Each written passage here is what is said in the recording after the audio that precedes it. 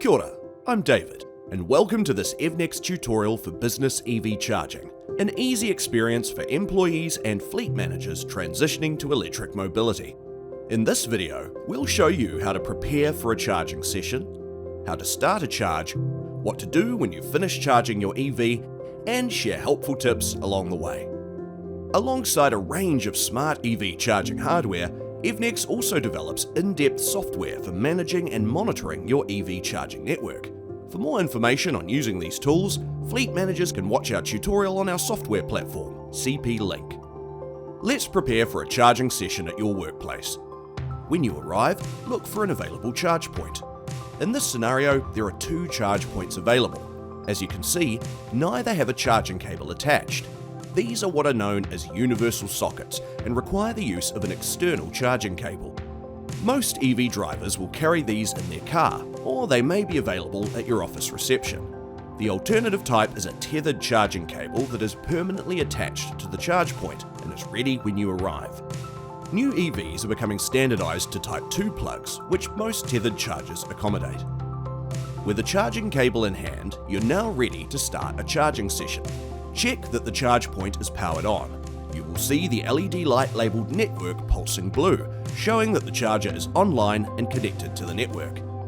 If the light isn't pulsing blue, the charger has been turned off or has lost connection.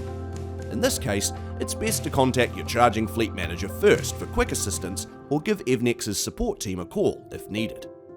The charge point's connection status may change occasionally, so if the blue light quickly flashes from time to time, don't worry. If using a universal socket charger, plug your cable into the charge point side first, then the other end to your EV. You'll now see the LED light labelled charge start to flash green.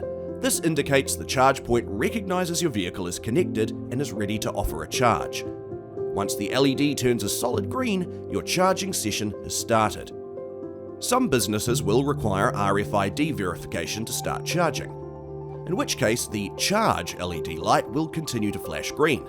Simply swipe your assigned RFID fob over the wireless icon after plugging in your EV.